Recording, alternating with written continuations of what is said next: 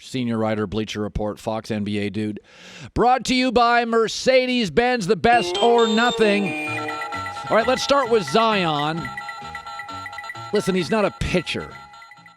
We don't have a Tommy John surgery. He played 15 minutes. You couldn't have put him in for 2 minutes? This feels like helicopter parenting. Am I wrong on that?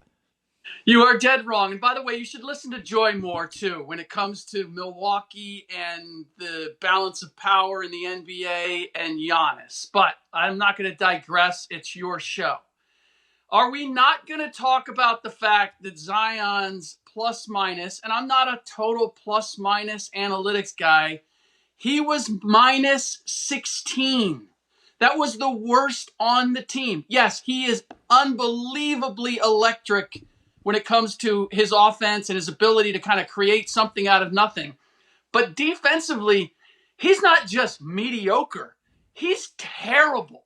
He has really bad habits. And if I'm playing in a slow down at the end of a game situation, as the Pelicans were, I'm sorry, it has nothing to do with health. I'm not putting him on the floor because I can't trust that I'm going to get a stop. Okay, but let's be honest. Offense, this league's not about defense. If it was, then Caldwell Jones of the Sixers would be Kareem. It's about scoring, and I'm watching the video last night in the bubble. He was fantastic. He was. No, he's entertaining. I'm not saying he's not, but you guys are saying, you and Joy are saying, why didn't they play him in the last couple minutes of the game?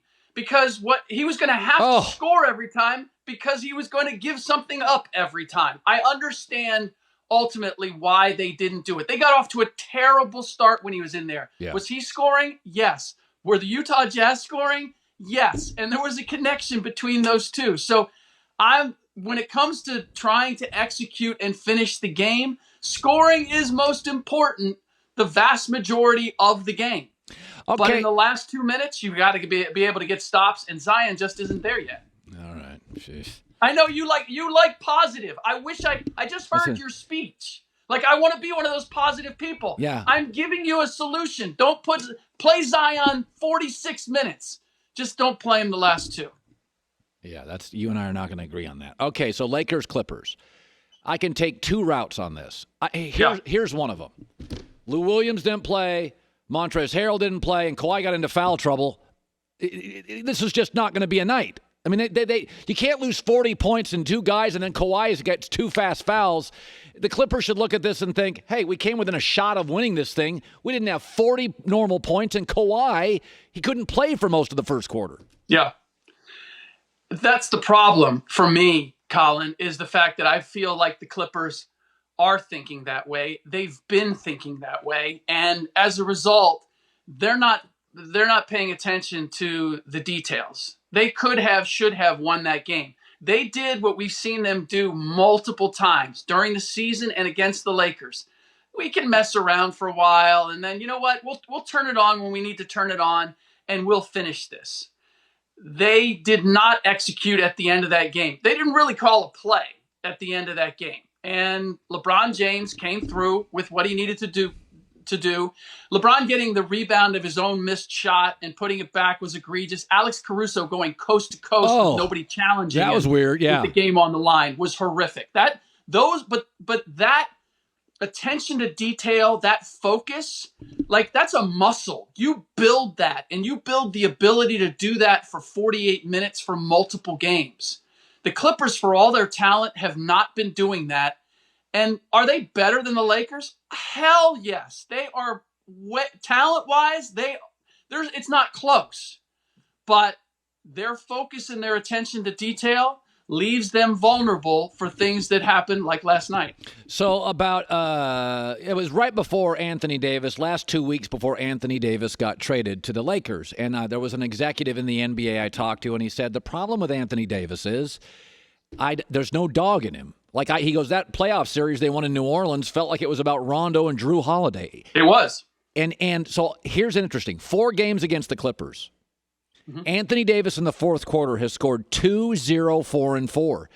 Mm-hmm. I mean, I'm sorry. This is the knock I have on him. Talent, abundant. Dog, nada. And last night, he disappears again late. How can it not be an issue? Well, this is what I really don't understand at this point, and I keep hearing it over and over. The Lakers, if the Lakers are going to win, AD has to be the driving force.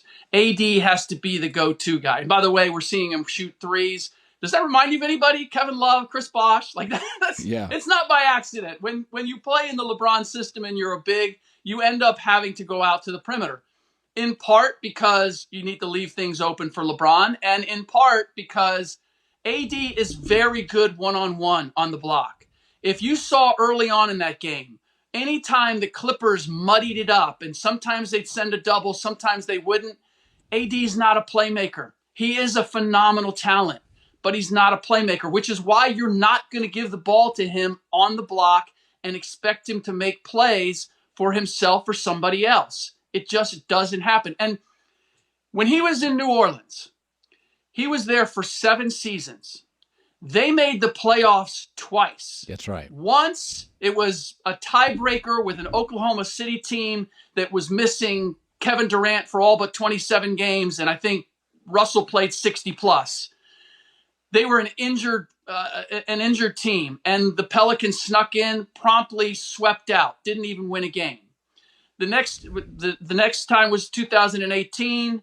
They got in. They were the 6th seed. They upset Portland, but as you said, that had a lot more to do with Drew Holiday and Rajon Rondo locking up C.J. McCollum and Damian Lillard, and Anthony Davis outplayed Yusuf Nurkic.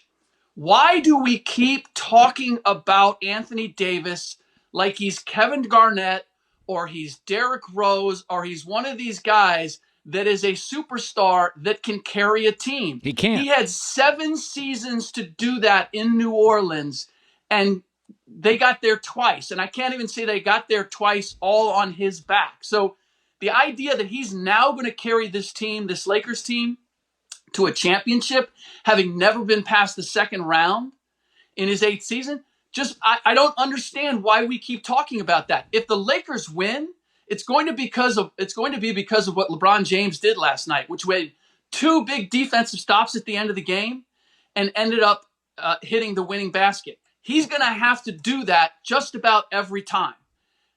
Yeah. Otherwise, I don't see them getting it done. And it's why I still like the Clippers, because I'm just not sure at 35 that LeBron has the energy to be able to do that. Yeah, look at this defensive stop right here. It was really good. Okay. Joy and I was shocked at the aesthetics, how good it was. I thought, honestly, I watched the end of the Jazz-Pelicans game. I had to remind myself. I thought it was a playoff game. I'm like, oh, it's not a playoff game. And I was saying this to Joy, is that the NBA travel is a schloid. It's really hard. It's winter. It's arriving at a snowy airport at 2, a van to the hotel. Some guys get to the hotel, they can't sleep, right? They slept on the plane. There's no travel, though. Now, the guys, I think the energy was amazing last night. They're not traveling. I get your point, and I agree with you, but you're on a private charter flight.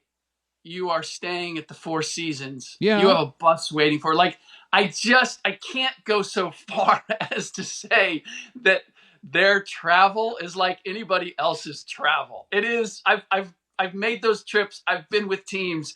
It's pretty sweet. But to your point about not having to go anywhere, I agree with you. I think the energy that the players are going to have is going to be a benefit. And I was pleasantly surprised that the games were as fun and attractive and competitive. My concern is that we were going to see so many missed shots, so many missed threes, that it was going to be disappointing. But I will say this, I think that the NBA did a great job in terms of the teams that they picked to play on opening night. Let me see the rest of the teams before I pass judgment that everybody has come back and is ready to go at the level that we saw the 4 teams ultimately last night. But look, I get it. I think the big thing for me was that I really thought that the absence of the crowd was going to affect energy. And I talked to a player last night after the games, and he said that is the one thing that's going to be a challenge for teams is you have to create your own energy. And that's actually where the Lakers might have an advantage, because I look at their bench guys and I look at their chemistry, and they have more of those rah guys than the Clippers do. The Pelicans have a lot of those guys. I think you have to create your own energy, and you have to have guys who get excited. If you've got, the Kawhi Leonards who don't say anything, don't do anything, don't emote, you don't have your crowd to fill in for that. And so that's going to be an interesting dynamic. The bench mobs and the theatrics on the bench are actually going to be a factor, I think, in this bubble. Yeah, it was fun. I'm amazed by what technology does and all those fans and all that. I'm blown away by it. I just think it's. Can we get you, by the way? Can we get you and Joy on the monitors? Can we get you sidelined? Oh, I'd love it. You have no idea. Wouldn't it be great? For my former network to have me cheering, it would be so great. I would love that. If somebody in Silicon Valley can do that, I'm all for it. Good seeing you, Rick. We'll make it happen. You got it, Colin.